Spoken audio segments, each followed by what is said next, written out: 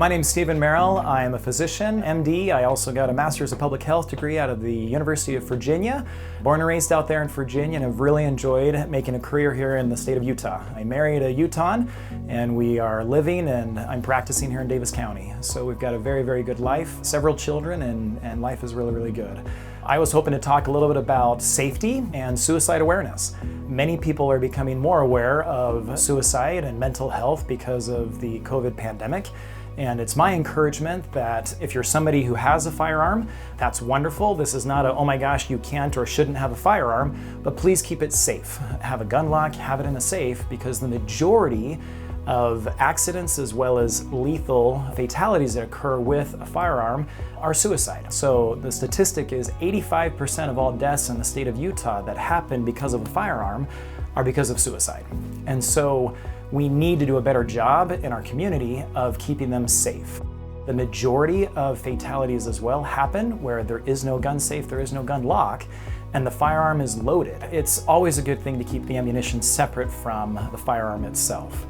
So when you're having a bad day, when you're having a bad time, we need to communicate that and have security measures in place so that we don't use that firearm in an impulsive moment against yourself. This also helps keep the children safe. 40% of suicide deaths in youth are because of a firearm. And it's important to know that 90% of those deaths, the firearm came from that family member's home or a relative's. So just know that if you have a firearm, the majority of the time, the statistics are, it can hurt your own family. So it's fantastic to have a firearm for personal safety, for hunting. I've enjoyed that myself, but you gotta keep them safe. You just gotta keep them safe. And be honest with yourself. If you're having a bad time or somebody in your family is, then it's okay to have that babysat for a time by somebody else. We really need to keep each other safe here in the state of Utah.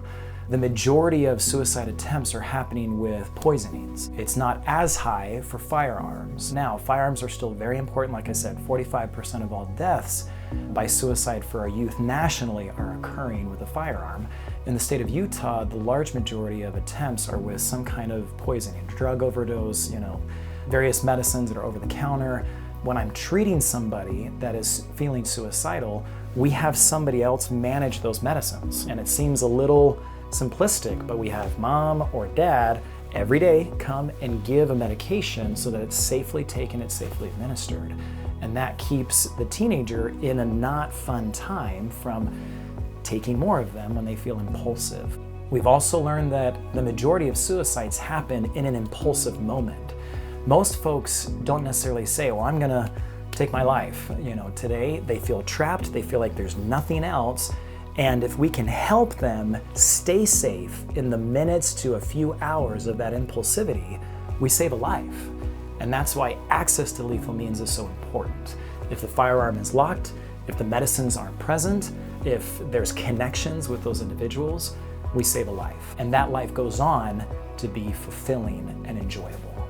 I work with several organizations on suicide awareness, and my work here as a primary care physician, very commonly I'm working with mental illness. And as far as recognizing signs of worsening mental health, people will often be isolated. Sometimes they start giving things away as if they've already died and they want to make sure that this item goes to so-and-so. So if those signs are present in a family member, talk to them about it. It's important to know that talking about suicide doesn't encourage suicide. It actually does the exact opposite. So if you're worried about somebody thinking about suicide, ask them and say, hey, it seems like you're having a bad day. How often do you think about suicide? Is it every day? Is it every other day? And that opens the conversation rather than, now you're not thinking about suicide, are you? That's an easy way to get a, no, things are totally fine, because they're embarrassed by it. Mental health is not something we often are proud of if we've experienced it. We have gratefully in the state of Utah the SAFEUT app, which offers 24-hour therapy services by text message or by phone. There's a 1-800-273-TALK hotline That also is a 24-hour service that's free of charge. There are now mobile units that can come to the home to do an assessment if an individual is concerned. And we would be happy to help here at the Tanner Clinic with any mental health challenges that you're experiencing, either on a primary care level or within our psychiatry division as well. The last thing that I'll probably mention is if you felt suicidal or you've had a suicide attempt, know that 85 to 95% of people go on to have a wonderful life after that.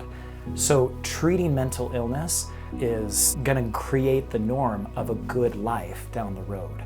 And just because you've had suicidal thoughts or had a suicide attempt, the majority of the time are going to go on to have a great life.